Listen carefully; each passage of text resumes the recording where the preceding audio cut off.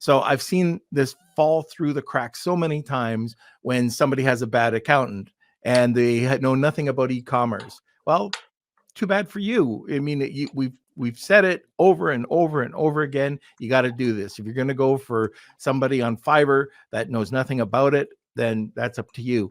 And lunch with them, lunch with them, lunch with them.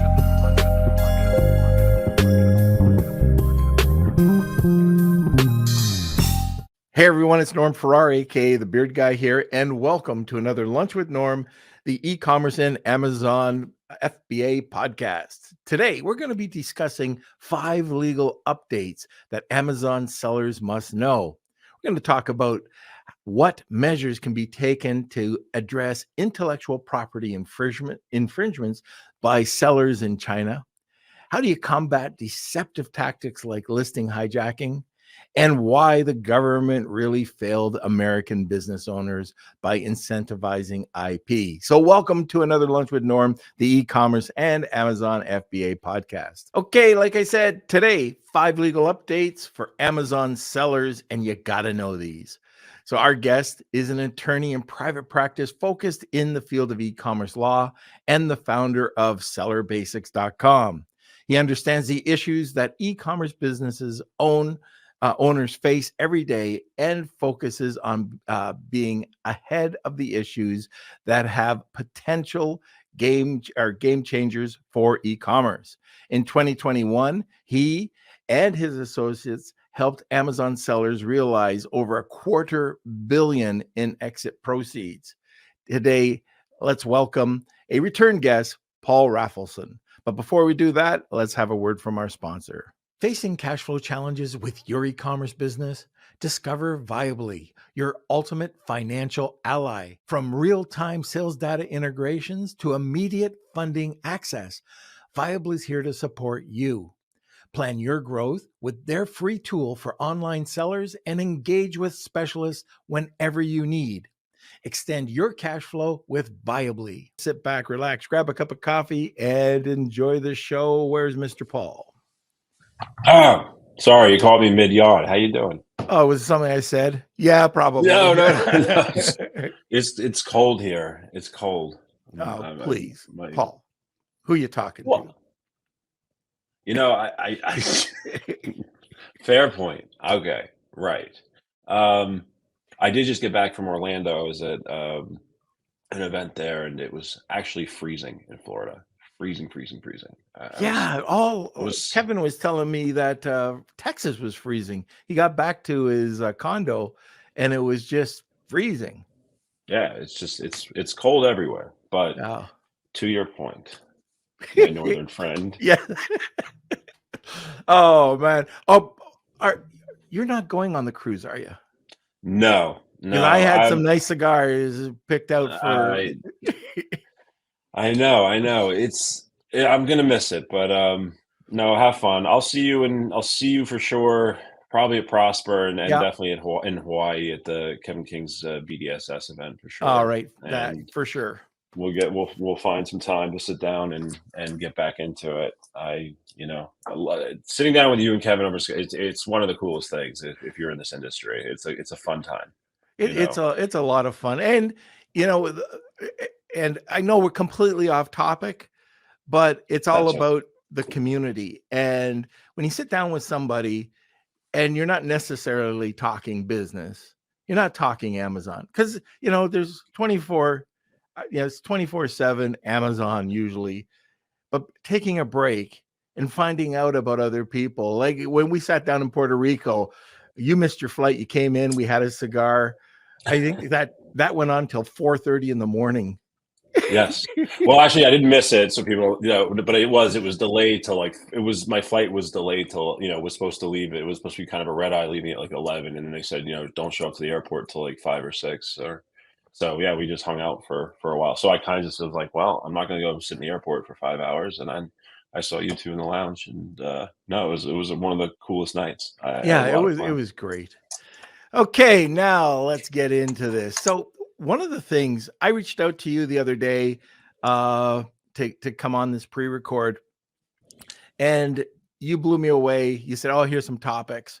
And one of them was this first topic, which is what measures can be taken to address intellectual property infringements by sellers in China.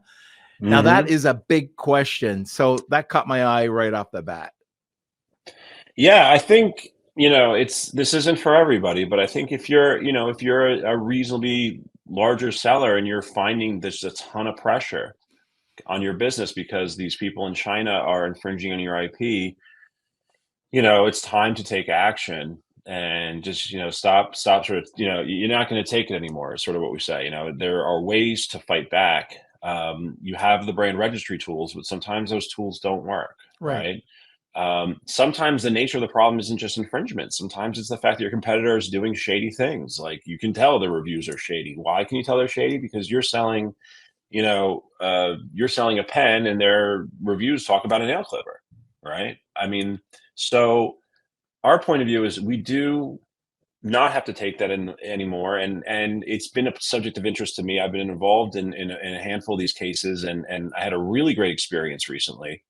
Um, in one of these cases. And I'm just thinking, really more people need to take a look at their IP and their competition situation and think about fighting back, because there you have a remedy, right? And that's the other deterrent, right? Everyone thinks, well, how can I sue a seller in China? They're in China, I'm in America. And Amazon doesn't really care about me, so they're not going to do anything. So what are your options? Well, you do have options. You can actually go to court. You can sue them. You can sue them here in the United States in federal court, because that's where they're selling their products, right? When you sue them, okay, you do it initially in sort of a secret way. We call it under seal, so that you get a chance to sort of build up your offensive, right? So that you're ready to go. It's all spooled up. You go to the court and you're basically telling the court, hey, these, you know, sellers, the ones we know and the ones we don't know, the John Does, are, you know, infringing on my IP. They're engaging deceptive practices, whatever it is. And I need you to freeze their funds with Amazon. So if you're looking at the data and you're saying these guys are making a lot of money off of my intellectual property or off of their deceptive practices, right? And you can put that case together, then now what we can do is you can go to the court and they'll secretly, before they even know about it, we can get basically, and again, let me preface this with one quick thing. This is not legal advice. This website's not legal. Don't be the idiot who listens to a podcast and thinks that they're getting personal legal advice. We are not giving you legal. We're just a radio chat show. We're just telling you what's going on. The second thing is I want to make sure when I say things that happen, it's not guaranteed, right? I mean, you could technically not, we don't guarantee results. I'm not saying this is definitely what will happen, but what we've seen in the past is when you go to a judge and you show them all of this is infringing IP, it's happening in China. So what the judge is going to do is he's going to issue us a court order, right? A temporary restraining order, we call it. And we can give that to Amazon's legal team. And Amazon will do two things. They will take down the listings if we can get that in the order, which we typically would. And they will freeze whatever funds are available, right? So you get to kind of freeze the forbidden fruit, right? So they got, all of this money sitting in their account directly related to the sales of your product. You can freeze those funds, and that funds basically becomes the corpus of a lawsuit. So the value prop for you is twofold. One is you get those listings removed. Two, you're freezing money related to their sale. So you're getting to basically start your case for claiming a piece of their profits or your damages, whatever it is. That starts then. Now, does that mean you win the case? No, of course, you cannot just sue people in secret, take their money and shut them down. They do have the right to respond, and sometimes they do, right? So it does turn into a court case. Which is why the economics of whether to do it do play on the size of your business, the size of the seller, what you look to get out of it. So if your number one competitor that's infringing on your rights, is doing 2 million, 3 million a year, then it probably is worth the price of admission to go into a court venture like this. Now, what happens after you get that initial freeze? Well, obviously they may or may not make an appearance. So maybe you sue 50 sellers, right? at once, and only 5 of them show up to court. Well, if those other 45 never make it, those funds just get forfeited to you, right? Because they're basically no-shows, Hmm. right? So they're defaulting. So you file a motion for default judgment on those at some point, and unless they object after that, um, those are your funds. And then what tends to happen is if you freeze a lot of money, they will show up, and then there may be a court battle. But um, we have been able to get the temporary injunction. We've been able to get the permanent injunction. So even and basically, as one judge put it, tombstoning these infringing listings. Last case I worked on, we had a really good judge, and really really wants to help Americans. And this kind of goes to the topic we were talking about sort of how America in a way has kind of failed. I mean, so the government has sort of failed Americans yet again in the context of e-commerce. They failed us during the tax mess. They failed us in terms of really enforcing, protecting our IP rights. I mean, they regulate Americans, they regulate Canadians, they regulate all of us and make us play by these rules, right? And we're constantly on the hook. We're constantly trying to do the right thing, but they created this perverted, incentivized pool of opportunity for folks in China and other countries. It's not just China, but the factories tend to be in China, so that's where most of them are. But it could be India, it could be wherever there are factories. Those folks are looking at Amazon and they're saying, "What do I care?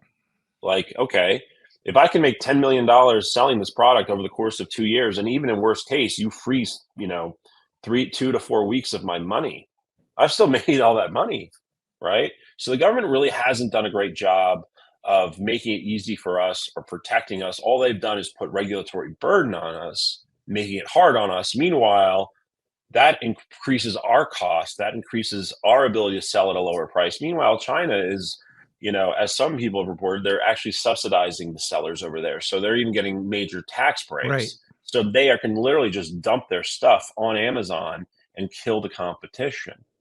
They're also creating, it amazes me how many accounts that the average, China brand has. They have tons and tons of accounts, and they're using these accounts and various resellers not only to just, circumvent Amazon's rules and have backup accounts, they're using it to flood the first page. They don't even want you to be seen. So in certain products, when you go to the first page, and you probably already know this, so I'm probably not saying anything anyone doesn't know, but it may look like, 30 China sellers. It's really just the same factory, and it's really profound. So they just really want to drown out any competition. And this all happens, right? Yep. The government is not doing anything to go after these, basically this dumping of cheap crap in our marketplace that's being sold well below their cost. And we have a friend. It's one of Howard Tide's friends that we got to meet. He's got 4,000 different accounts. One closes, up, it just goes back up. Yeah, yeah, it's crazy. It's crazy, and there's no recourse. I mean, Amazon does not, only when it makes that Wall Street Journal front page type situation, then you see Amazon take action. With our friends, I forget the name of the company from back in 2021 that was all over the news, that $1 billion sort of anchor-like company that got taken down. But I mean, they don't act. And like I said, it's not just, the backup account for the purposes of just having a backup in case Amazon takes it down. They are actually using this to flood the front pages. They want only their products to be seen. So they're spreading the reviews around. They're spreading it across multiple listings to drown you out, like ink cartridges. Good luck finding an American seller in ink cartridges. But also, it may very well be that all those ink cartridge sellers are the same person, right? All the ones that look kind of alike are probably the same company, the same factory, just spreading it around so that all the top 10 competitors in the space are them, right? So kind of a sad state of affairs, if you ask me. But unfortunately, when you have governments that are out of touch with reality, it's and not really that keen on small business is something the government tends to say when they like to just campaign, but it seems like they're not into small business. There's another reason why we should probably talk about later. But it's exhausting. So yeah, I mean, it's really really good to see that Amazon sellers do have a remedy and they do have recourse when their business is being genuinely threatened by foreign-based sellers, other than just hoping Amazon will do the right thing through brand registry, which they oftentimes don't. So when you're talking about this remedy, and I already know it's going to be, the answer is going to be, how long is a piece of string? But what can you say, like out of your experience, how many times does it take just to have that? What did you call it? A hidden? What did you call it? Uh, Walk me through it. I talk too Okay, fast so when sometimes. you no, when we were just talking, you were talking Oh, about hidden under seal, under seal. under seal. Yes, yes, yes. Yeah. So So how filing many under times seal. does it just go there and nobody puts up a fight, and then you can part and both parties are okay? So You don't have to go to court. it's typically financial driven. So if you catch someone who's been selling, 10,000, 20,000, right? The juice probably just isn't worth the squeeze. They're probably Yeah. going to lawyers and saying, lawyers are saying, I want a 10,000 retainer and this is going to be, federal court. So it's going to be, expect to pay 30, 40, 50 grand. It depends how much we have to fight, right? Whereas it may just be cheaper. So sometimes those people will show up after the funds are frozen and maybe they'll settle. They'll try to negotiate a settlement maybe. But a lot of times it just, it's a stop sale and move on.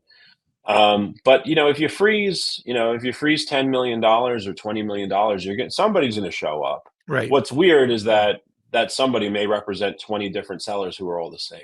Ah.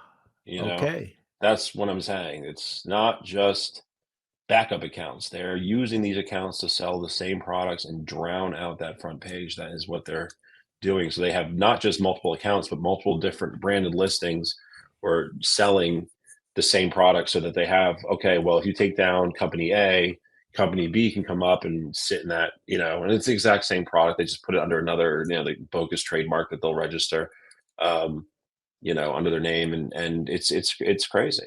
It really is kind of manipulating Amazon's interface and kind of arguably violating the seller code of conduct in the way that they're doing this. That they're just sort of hiding under different things, but it's the exact same product. It's not like a very different packaging or different. There's no on the product itself. There's always no branding at all. So or they'll brand it under one single brand, but they'll sell it under another brand. So that's what's interesting about it is when you see, if you do land a big, if you do land somebody who has quite a bit of money in there, yes, they're probably going to lawyer up and show up because that's Okay. that's too much money to on the table. But you know, like I said, even if you're fighting it out over the money, there's 2 points of value here. One is knocking out your competitors, right? Who are violating your intellectual Right. property, right? These are the people violating your intellectual property, right? We're not talking about just, being a mean competitor, right? They should not be selling this product in this state, right? Maybe it's copyright, maybe it's trademark, maybe you have a patent, whatever that is, right? You're gonna, the outcome we're looking for, and we typically can get, again, can't promise anything, is that your competitors are gone. So that alone may be worth millions to you if your competitors are doing well. And then, but the problem is, if it's worth millions to you, it means that there may be quite a bit of money sitting in the Amazon reserve. And now that's going to get frozen. And basically, Amazon's going to give you a report saying, here's how much money Hmm. we've held, and that may trigger the fight, and that may cause the case to go out longer. But as far as getting the injunction, the pause order, usually that part's pretty quick, and you can get that done pretty fast too. Okay. And what type of cost would there be to get that injunction? So, like I said, it's not for the faint of heart. It is Yeah. not cheap. But what we've been able to do is help kind of negotiate different structures. So maybe it's like a partial payment, and then to cover some upfront costs and spread the risk around. But the rest of it's contingency fee. So, um, working with another team of litigators not that long ago, I mean, I think it was like 25,000 to cover the legal cost. Going to the litigation team, and then the rest is split contingency fee, meaning you don't pay anything more, Yeah. but that just covers the lawyers in case the outcome is nothing's there, right? Yeah. Because that's what they're worried about, right?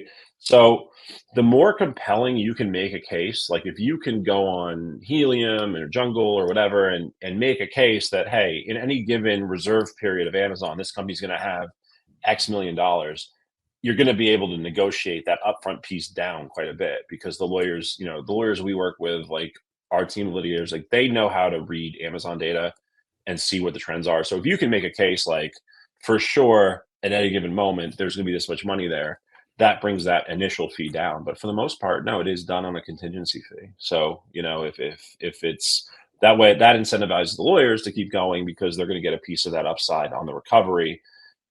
You're going to win because you'll get your piece of the contingency fee, plus you will have now a listing with many less competitors going forward, and a history with Amazon, because Amazon is fully aware of what's going on. Because you have to, when you take these people off of the platform, you have to work with Amazon's legal team. You have to work with Walmart's legal team. You have to work with Temu's legal team, because you got to get them. They're the ones who have to do it. So you're basically saying, hey, Temu, I have this court order saying take down all of these listings and sellers and who are selling this product, and then that's what they go with. So, so that's kind of how the process works. But yeah, I mean, I think it's sort of fact and data driven. Like, I could probably make a case to have zero upfront and all contingency if you can show me the data that proves that, hey, this is such a good case, right?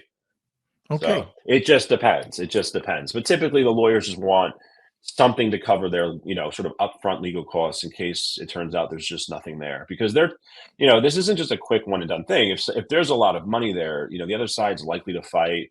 They may go to the Court of Appeals. They may make a whole argument that they weren't served properly under the Hague Convention. I mean, there's lots of ways this can go.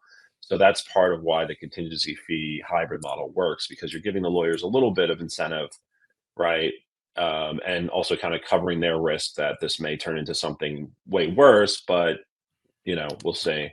And if the money isn't there for it, then even worse. So, so that's kind of how the process works. But I think people aren't exploring it enough. And I hear horror stories when I go to conferences about people who, you spend $20,000 getting the patent, but what are you doing with it?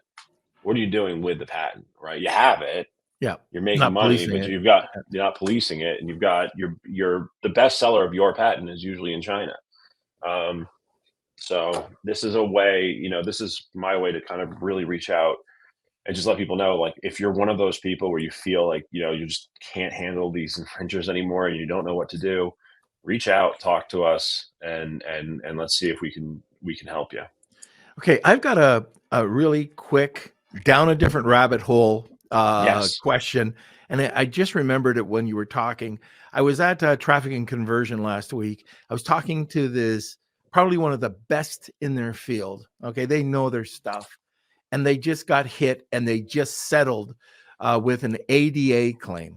So this is Amazon sellers. Yep. Okay, and they got nailed.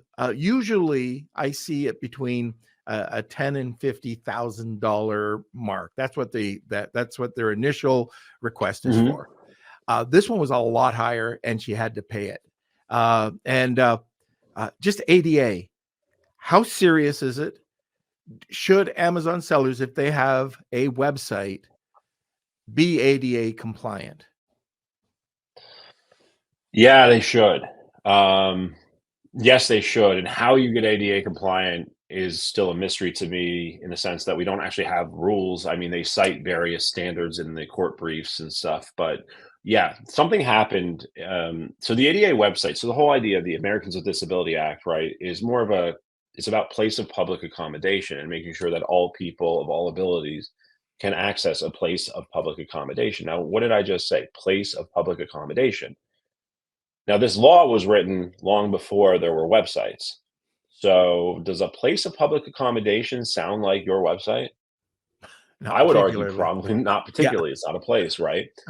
And so that was an open issue up until 2021, I believe, when the current administration sort of, I guess, the executive order just sort of said it is. The Justice Department, or maybe it was the Justice Department of the current administration, saying that websites are a place of public accommodation. Because that was an argument people would make in these cases, is that, your website is not a public place of public accommodation. Now, in a typical ADA lawsuit, you're not supposed to you're not supposed to have money damages, right? It's supposed to be about getting the remedy, right? So if there's no elevator, right, the remedy is elevator.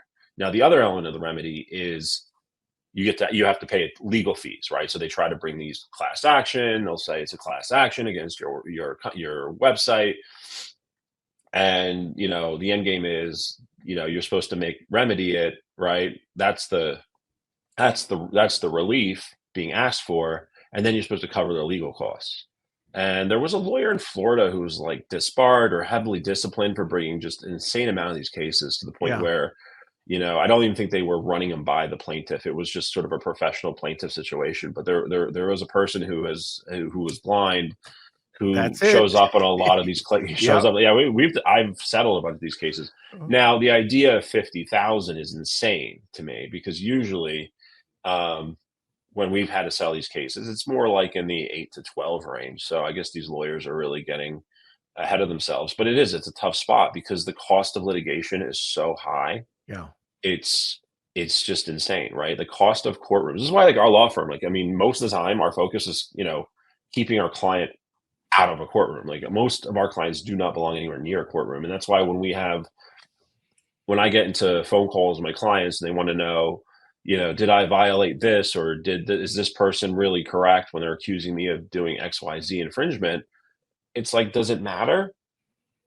Doesn't matter, right? Because at the end of the day, if you're not, like, whether you're right and wrong in a legal question is what I call a law school discussion. The question of, can you afford to defend yourself, or can you afford to prosecute, something, right? That's a financial question a lot of times. And so, is the juice worth the squeeze is really what the legal analysis starts with. So if you're not willing to throw down, you know, 100, 200 grand to go through a whole court case, because those lawyers are, right, those ADA lawyers, they are ready to go, Yeah. right? Um, if you're not ready to put that kind of money in, and I'm not the lawyer who would go to court and do that. I hate courtrooms. I don't do that. I outsource to litigators, but litigators are so expensive, right?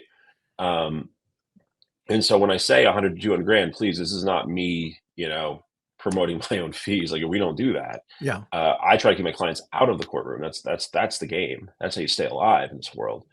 But they add up. So then now you're being sued with this ADA complaint, and they say, here's what you have to do: settle for 10, 15, 20 grand. Even if it is 30, 40, maybe 50, maybe their lawyer said, hey, look, uh, that's still cheaper than fighting them.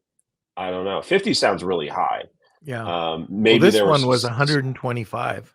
125. Maybe, I don't know. Maybe if did they do a lot of sales on their website? I'm trying to think what their rationale was. Not that that should matter. Or maybe was this in New York or California, or do we know what I'm not state? sure. I'm not sure. Because But it sometimes, was this lawyer, because it was she was saying that yeah, it was some blind lady in Florida.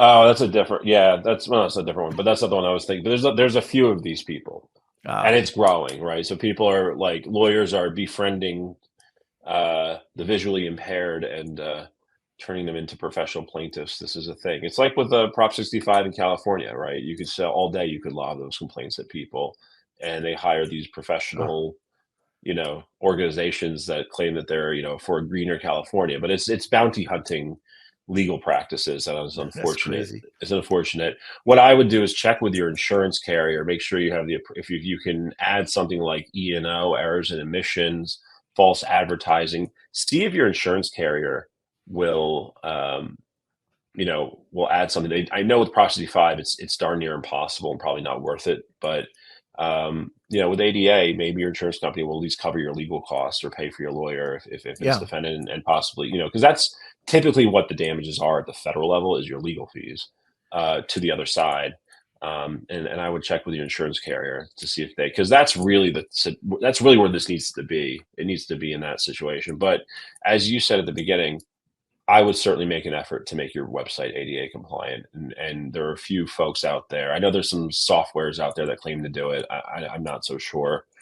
But there are, I've heard mixed things about that, but there are some companies out there that focus on updating your website to ADA compliance and look at the rules. And again, there are no rules. There's no federal law written federal law saying that. What they're just saying is that a place of public accommodation is a website. That alone could be challenged Hmm. in this environment, and it has been challenged and won in the past. Um, so there's hope, and at 120,000, I might have, fighting it might have made sense at that point. Yeah. I'm not sure if it was worth paying 120. That seems like a very, very large That's what settlement. I said. I've never heard it that high. But if any of the listeners are interested, we had a guest on, a good friend, Wilford Lightheart, and that's digital, excuse me, digital blacksmiths. And he does have an ADA app that provides insurance as well. It's not cheap. I think it's not that expensive. It's $34 a month, I think, or $39 a month. And there are free ones, but when you take a look at the free ones that I've seen, they don't provide any of the insurance. So you're paying that $30 for insurance. But anyways, it was off topic. It just No, happened. it's real. It happens all the time. I mean, we get a handful of those cases every year. Yeah. Somehow somebody comes reaches out, but like you said, typically the settlement's usually just nuisance value. It's like 8 or 10 grand, and then they say we'll give you 2 years to figure it out, and they Yeah. walk away, and that's typically how you do it, or something like that. Okay. So we're at the bottom of the hour, it looks like. And I can't believe it's already halfway through. But at the bottom of the hour, if this is the first time you're listening to the podcast, we have something at the top of the hour called the Wheel of Kelsey, and it's a giveaway. And usually our guests provide, and today is no exception, a really great giveaway. And it's perfect to the topic today. But if you're interested, it's hashtag Wheel of Kelsey. Tag 2 people, you get a second entry. And Paul, what is the giveaway? Giveaway is topical because I think we're about to talk about something that's near and dear to my heart. It's a trademark. So our team will file the trademark of your choice, the word mark of your choice, I should say. All we ask, just pay the government. We'll take care of the rest. Fantastic. Awesome giveaway. So if you're interested, hashtag Wheel of Kelsey, tag 2 people, and you'll get a second entry. Now I'm going to read a live read. Just let me see where it is so I can read it. Gosh, now I'm nervous because Paul's Paul's at the other end and I got to read this ad. Okay, here we go. It's all about seller basics. Let me just pull this up here. Hey, Amazon sellers, ever faced with account suspensions, ASIN hiccups, or IP headaches? Introducing Seller Basics, your Amazon account's guardian. With just $99 per month, or if you use code NORM, $89 a month, Seller Basics offers a dedicated team to shield your business from these challenges. Plus, this membership offers free legal consultations from seasoned e-commerce attorneys, no long-term contracts, cancel with just 1 month's notice, and to view Seller Basics as your Amazon account's health plan. To check them out, go to sellerbasics.com. And now for those nasty disclaimers.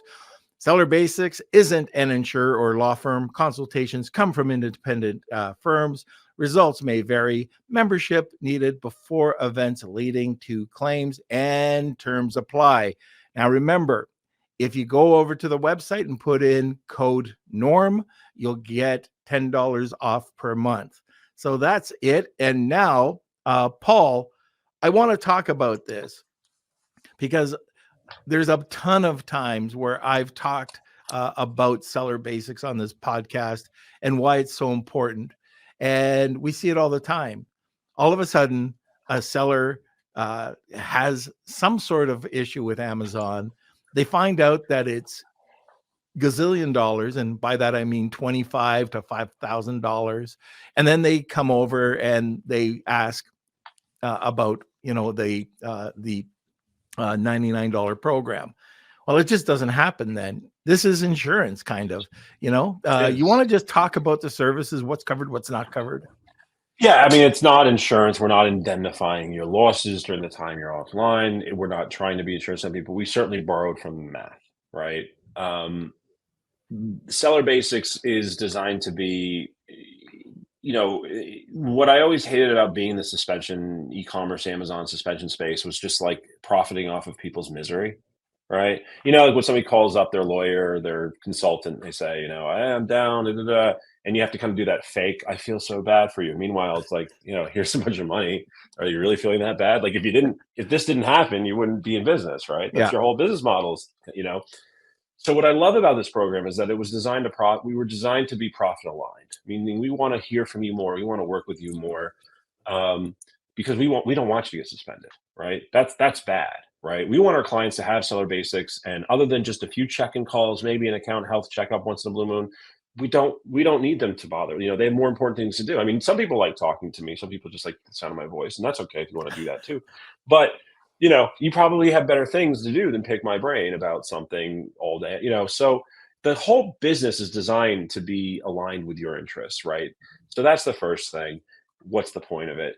But yes, like insurance, it has to work that way because we don't have contracts either. It's not $99 a month that you sign up for 24 months. It's a $99 a month. You can sign up, set up a call with a lawyer and cancel. We may not invite you back if you do something like that. But in order for that to work, we have to have that whole pre-existing condition exception, which means if the bad thing, whatever the bad thing you're dealing with is, has to occur while you're in the program. Otherwise, that would be like the worst insurance idea ever. Again, not an insurance company, but could you imagine starting an insurance company that would only require you to become an insurance member after you get into a car crash? You don't have to pay the premium. Just when you get into a car crash, pay us then. Give us a call. Just give us a call. We'll repair your entire car for the price of your monthly premium. It doesn't work. So that's sort of the spirit. It's I call it insurance math, right? Because we're managing the risk management of how many people are going to need our help. But what I love about the program is that the team we have. Like we have a really robust team. We have Joy Williams, who's been in the space for a long time. She's really, really, she knows more about Amazon seller codes and seller BSAs. She's practically an encyclopedia. She knows the process and she cares. She treats our members like they're her children, and that, and Big Bad Amazon goes after one of her little cubs. She goes to war. Okay. We have ex-Amazonians. We have trademark trained attorneys who are helping out at the law firm that are looking into, because we have a network of lawyers that you basically connect with. So the way Seller Basics works is that I've gone out and met with a number of lawyers who will take your call, right? So that gives you that peace of mind. So we have trademark people, we have patent people, we have criminal people. Like, I had a client come to me with something where they got told that they, violated some criminal law in the state of whatever. I went in, found them a criminal person, and I was able to get them settled with a consultation with that particular lawyer, so that they were getting the peace of mind they needed, understanding what the issues are. So it's a great program to have if you deal with Amazon, because Amazon is a mess. It's still a mess. People are getting suspended all the time. Crazy, quirky things are happening. AI bots are rewriting your listings. There's all sorts of things. And the last thing I'll say about it is the cool thing about being backed by me is that as a lawyer, I do have avenues to Amazon that other people don't have. Now, I don't charge a premium for that. We don't, like somebody in my position could easily just say, oh, that's reserved.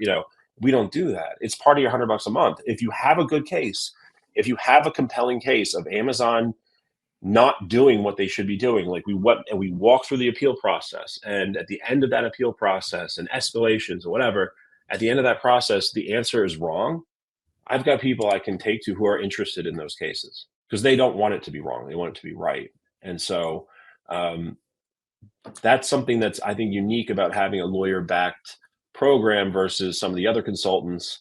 And a lot of Amazon stuff is legal. I always explain to people, like, there's always a legal undertone to almost anything, right? Even if you're a reseller and somebody accuses you of trademark infringement, it's like I say, like if you get accused of murder, do you hire a murder consultant or do you hire a lawyer? It's a simple point. There's always sort of legal undertones floating around a lot of these Amazon suspensions, right? Gone are the days of people getting suspended for failing to meet their shipping rate obligations. Those days are gone.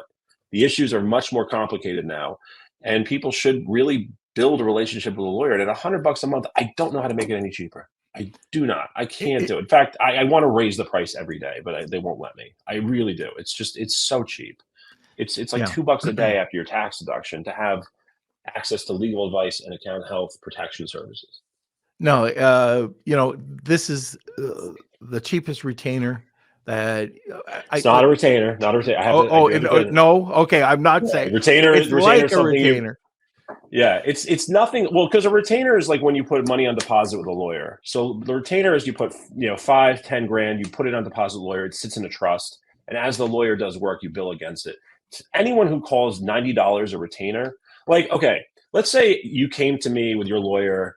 You say, let's say I'm representing party A and you're representing party B, and party B's lawyer is somebody, and I look them up on the internet and I see that they have an 99 or $200 retainer. I'm not really thinking I'm not really too worried, is what I'm trying to say.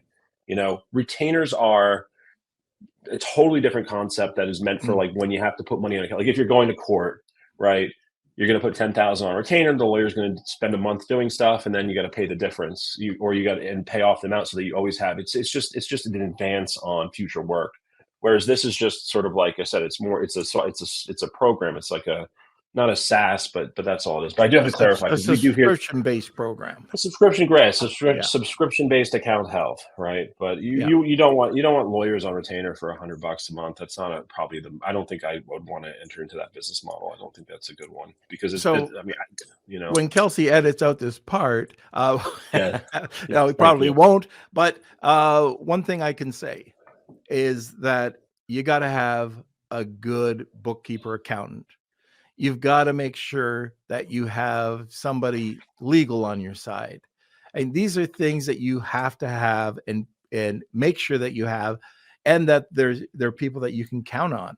So I've seen this fall through the cracks so many times when somebody has a bad accountant and they know nothing about e-commerce. Well, too bad for you. I mean, we've said it over and over and over again. You got to do this. If you're going to go for somebody on Fiverr that knows nothing about it, then that's up to you.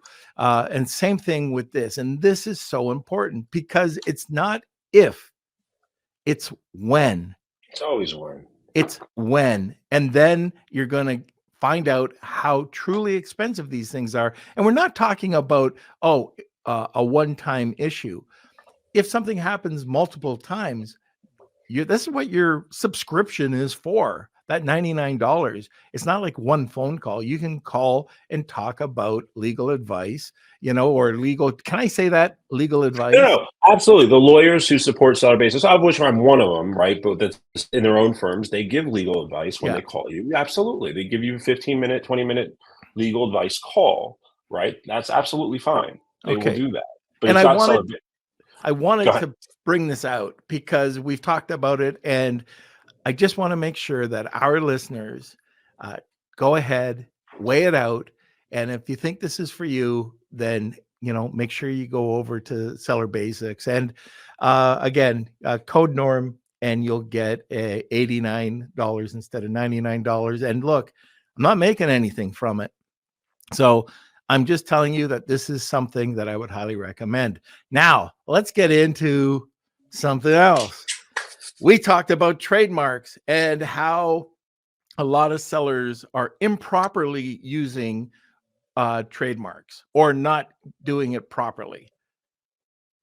Yeah, we can talk about both. I mean, I can tell you on the reseller side, I'm seeing a lot of people.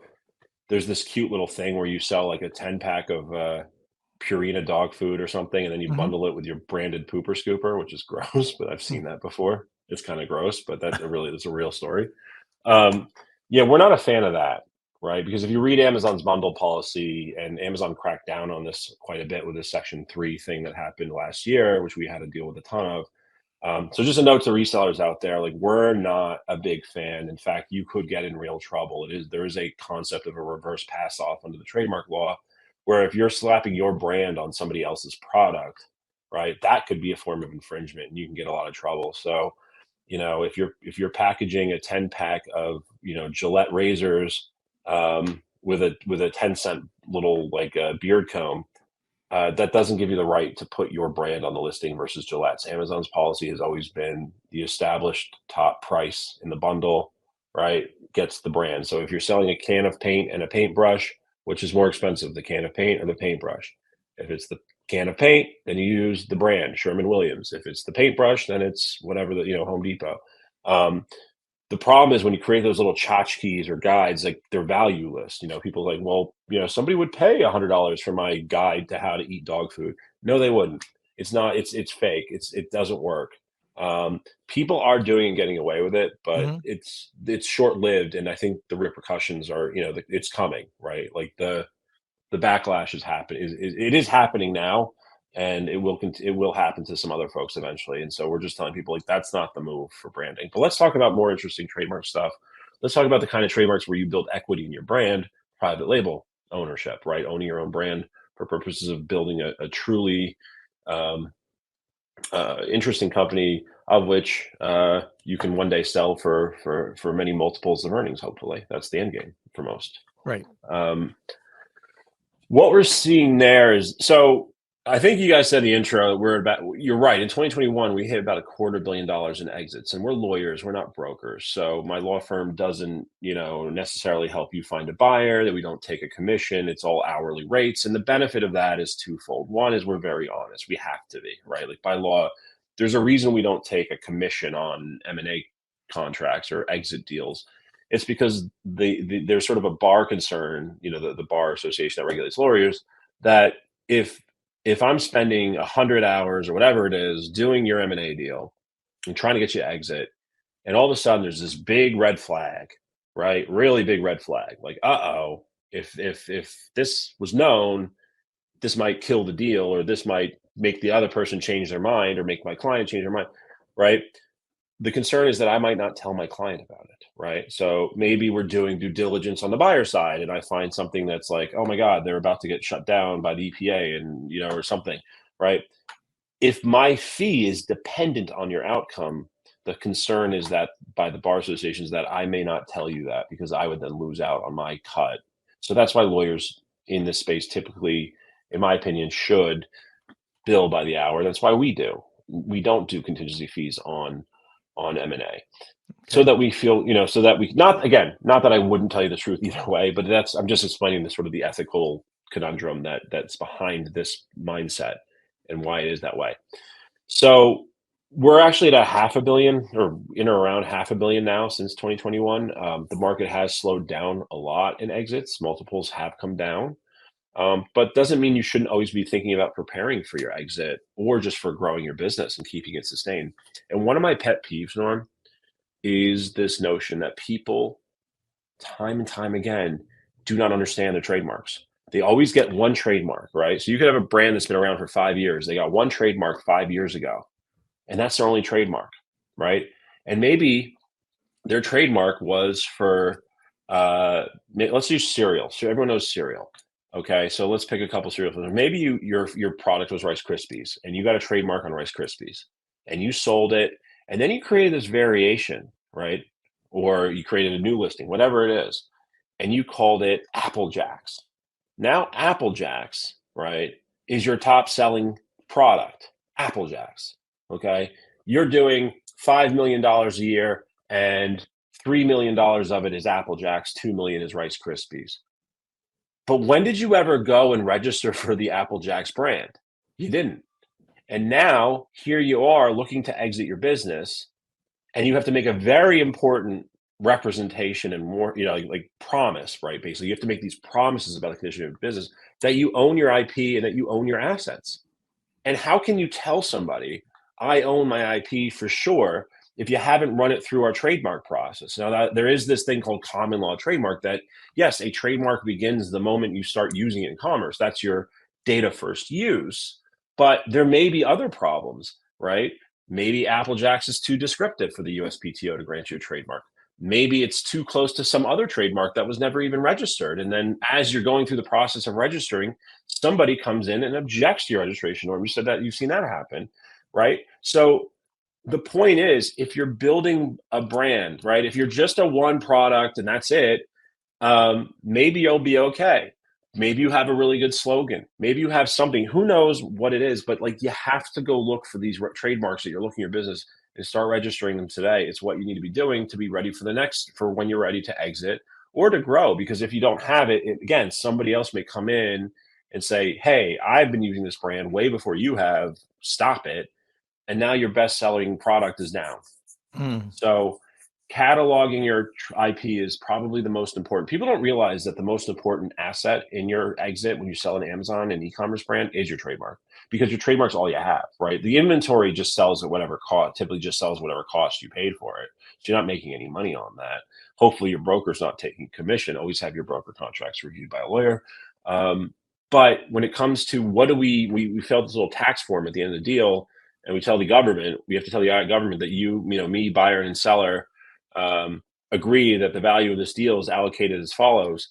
The overwhelming majority, like 90% of the deal, is going to sit, in most cases, in the trademark and goodwill category, right? So your trademarks are your asset. That's what you're selling. And they are the keys to your Amazon account. They're the keys to your brand registry, right?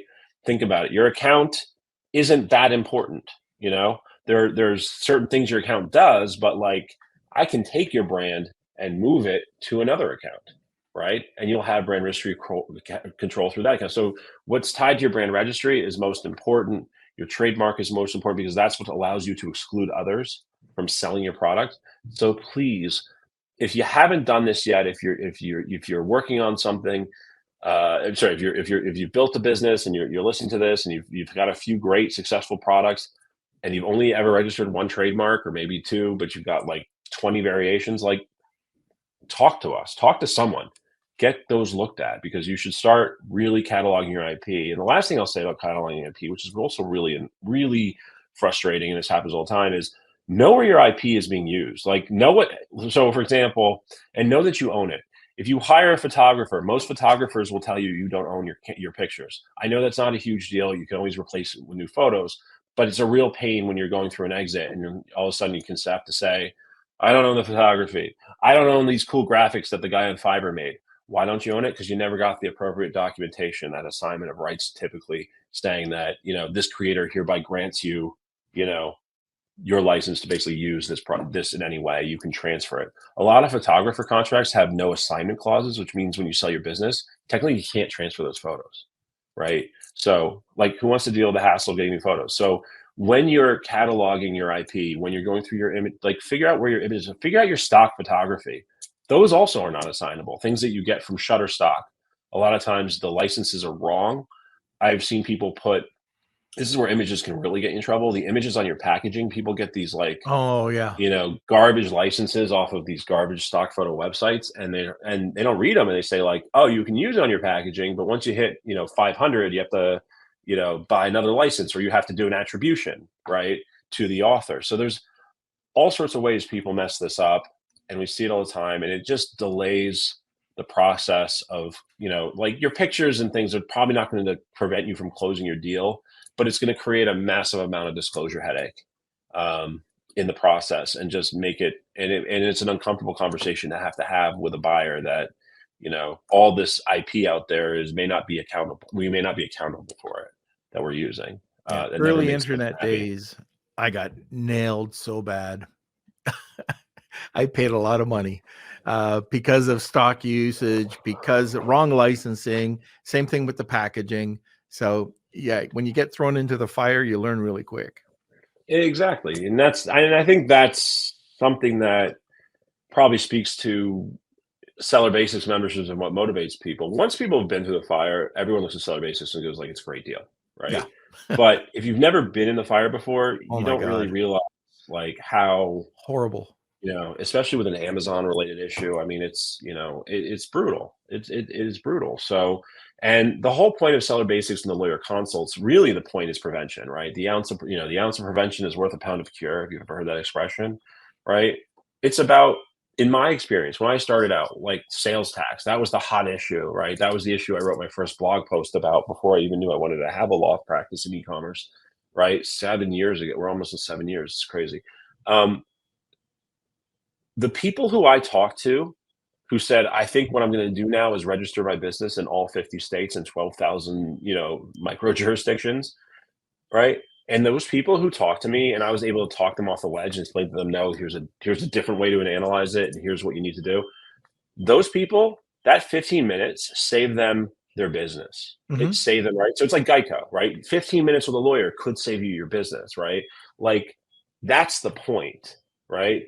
If I was a dishonest person, I would tell them, yeah, go register your business in California and go register in Washington, and then they'd have 20 auditors chasing them all for their life savings, which is what happened to, unfortunately, my other bucket of clients, the ones who did register, the ones who didn't contact me ahead of time, the ones who thought they read a blog on a tax website and thought that software company knew better or what to do, not realizing that they have their own interests. So, Yeah.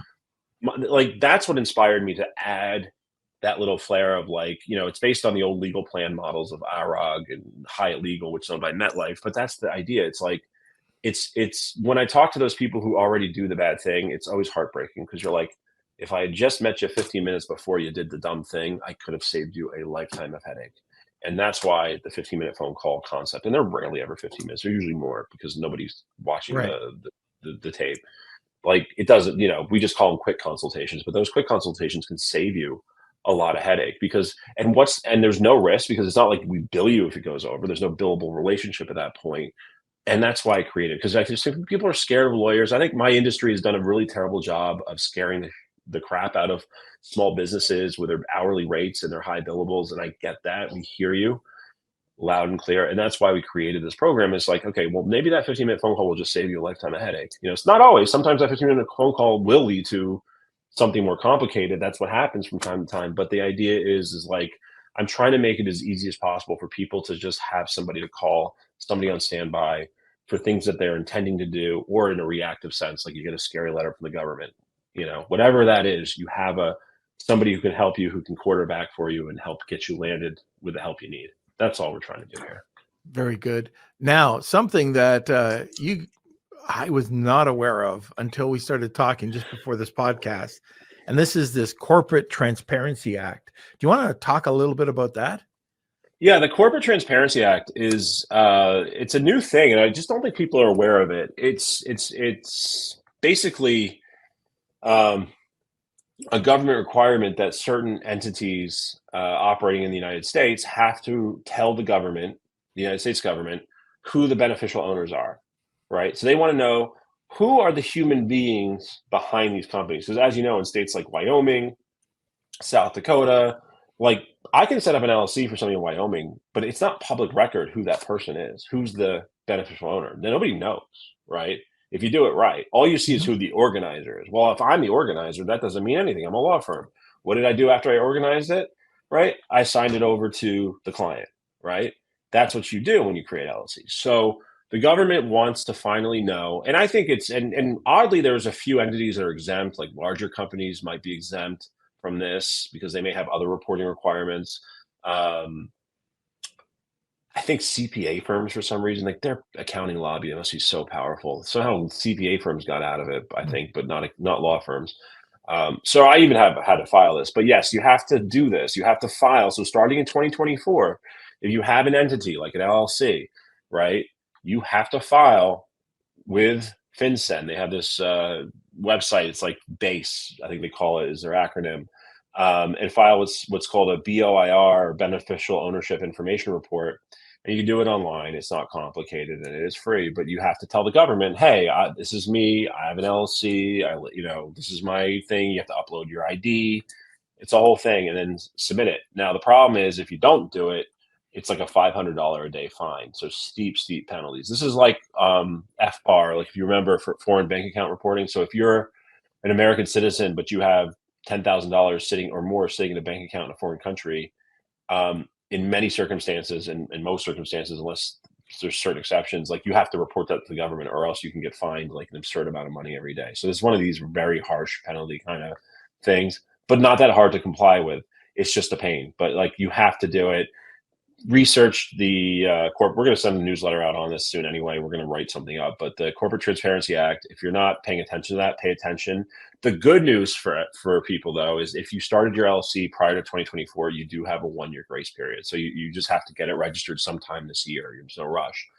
But if you start an LLC this year, I believe it's 60 days. I could be wrong. Please do not quote me on that.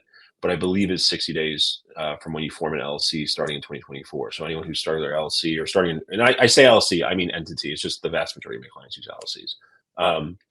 So whenever you start once a year, or is it? It's once a year. It's once a year, but you have to. But I think the second year is going to be easier because I think the first, from what I can look from just looking at the system and the way it's set up, because I registered one today. I was just playing with it and I wanted to get one registered. So the way it's set up is if you're, if you're returning, it's just a quicker checkbox probably versus like it's probably going to be more like any changes. I mean, it wasn't that hard even from the first one I just did. Like I said, you just have to kind of put your information in and upload your ID. Then you tell them who the beneficial owner is, upload your ID again if it's you, and then you submit and it's done. And then they give you a little transcript button. You can download the transcript at the end so that you have a record of exactly what you said.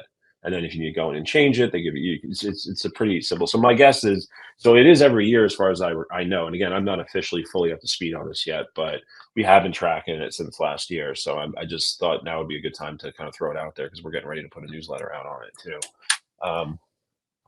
But the point is, yeah, just Google, FinCEN, Google the act and and beneficial owner information reporting website, and you should be able to see it. And if you are somebody who is a covered entity as they describe, which I think would be majority of my clients would be, then you just go ahead and file that report. There's nothing to it. It's not. I don't think there's nothing for us to sell you here on that one. Don't trust any. I don't think you need. Somebody's going to tell you they're going to charge you $1,000 to file it. Run. It's not that hard. Okay. All right. Very good. Okay. Now let me just see. I want to talk about. I know we covered a couple of these. I just got another topic here. I wanted to make sure. Oh, yeah. We started talking about at the very beginning about how the government failed the American business owners by incentivizing IP. Do you want to just kind of quickly go over that? Yeah, it's not that they incentivize, it's just the lack. I mean, it's just everything the government has been doing. Take sales tax, for example. Sales tax is still an issue, even though Amazon collects sales tax. If you run a Shopify business, it's your burden and people are freaking out. So what are people doing? They're sticking with Amazon.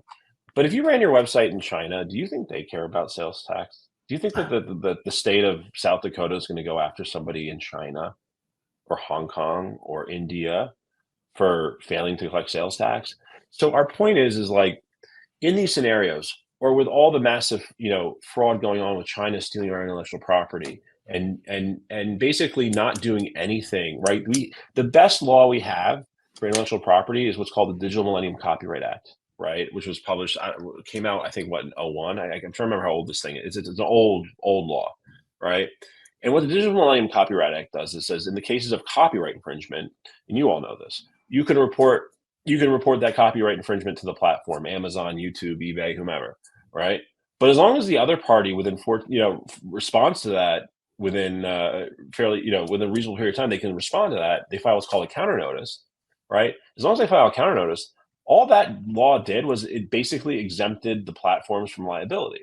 So some dodgy person overseas who has no ability to be held accountable under the law in this country will easily just send, right? And this is what we see all the time when we do these takedowns in China, with sellers in China, is that they immediately file the counter notice. So they're back up online, counterfeiting.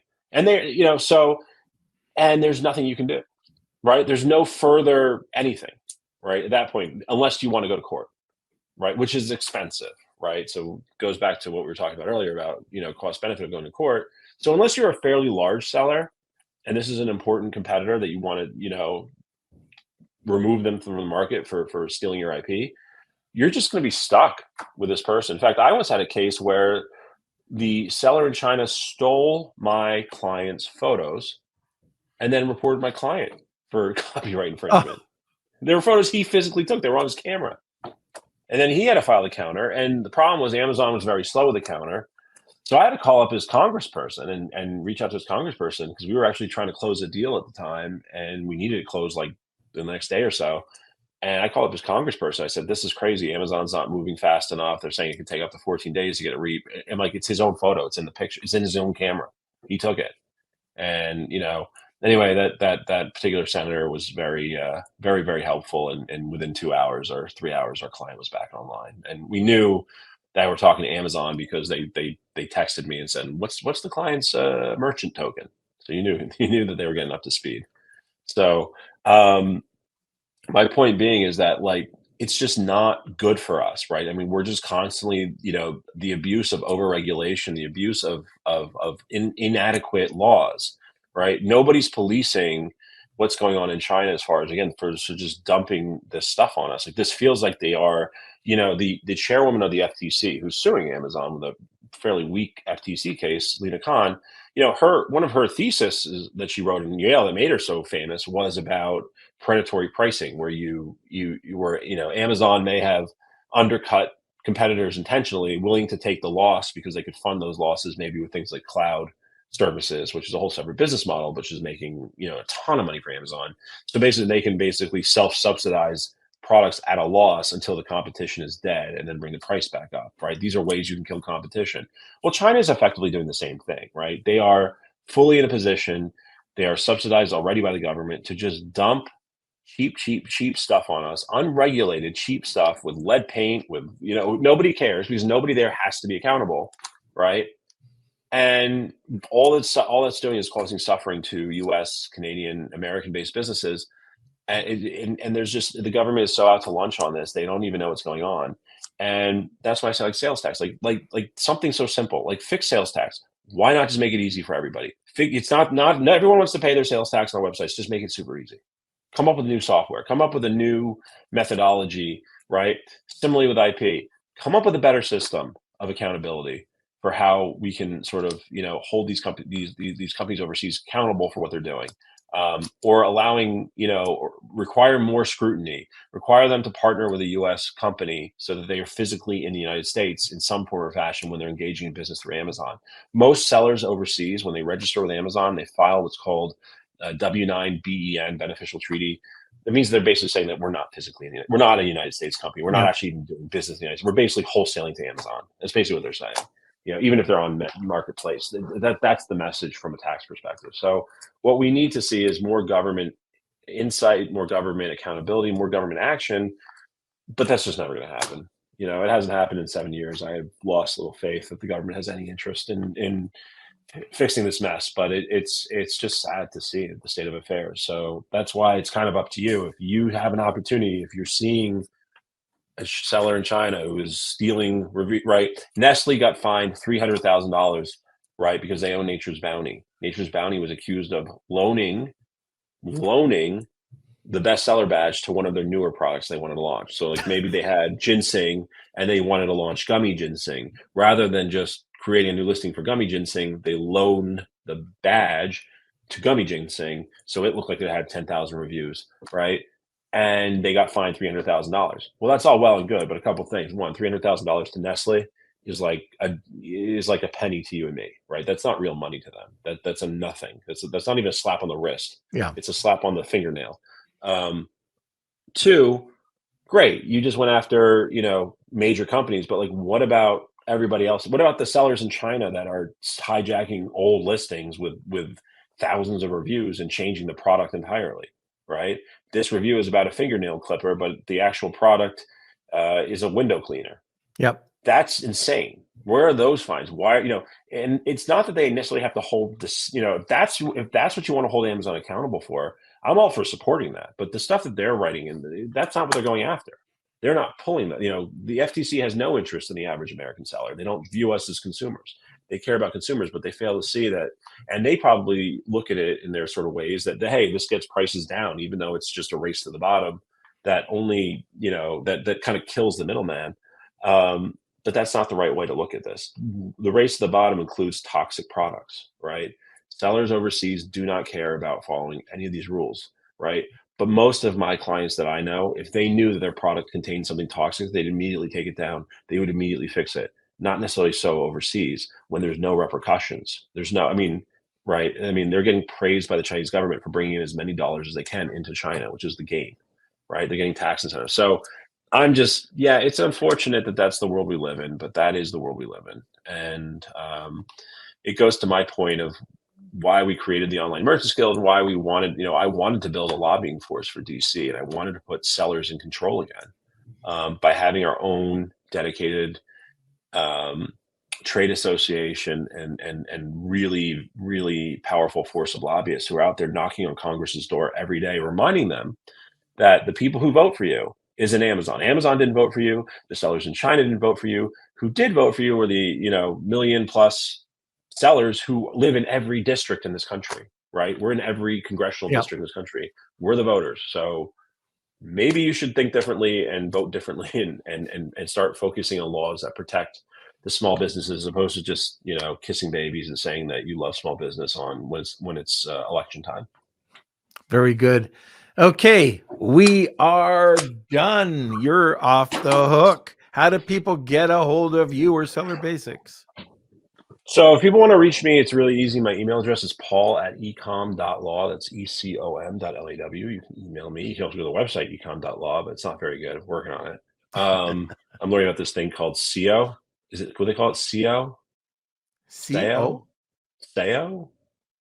It's like an S and an E and an O. SEO? Oh, that stuff. What is it called? Yeah, the CEO. Yeah. It's kind of SEO? like SEO, that's what it is. SEO. Yeah, I just heard about this yesterday. I mean, apparently you're supposed to do You it. want to listen to our podcast with Steve Wiedemann. Okay, tell Steve to email me, because that's my. No, we're actually working on stuff like that and making it look better. It's kind of a mess. And then Seller Basics, of course, if you want to check out Seller Basics, sellerbasics.com. Use the code NORM. And the best benefit of Seller Basics is you can set up a free call with me, so you can actually have your own little mini Lunch with Norm podcast with just me privately for 15 or 20 minutes about whatever topic you want. So, I mean, if that's not the selling point of all time, I don't know what is. There we go. Of course. And if you're really lucky, you'll be able to get a cigar. Some time with a cigar. Sit around talking. Paul likes his cigars like I do. But okay. Absolutely. I'll mail you a cigar. That's what you did. There we go. Use the code NORM, and I'll mail you a cigar so that we can sit on both ends of the phone with a cigar and have lunch. Okay, have a mini private lunch. I'll do that. I'll email you that. For a cigar as well. Okay, so we got to come back, and we're gonna have the Wheel of Kelsey. So give us a second. We got one more sponsor, and then we'll be right back. This episode of Lunch with Norm is sponsored by VAA Philippines. Looking for a high-quality virtual assistant for your business? With the rigorous screening, intensive Amazon and Walmart training, and ongoing professional development, get the peace of mind with skilled and motivated virtual assistants for a long-term working relationship. Hire through VAA today, and now let's get back to the show. All right, we are back. Let's go to the wheel. It's time for the Wheel of Kelsey.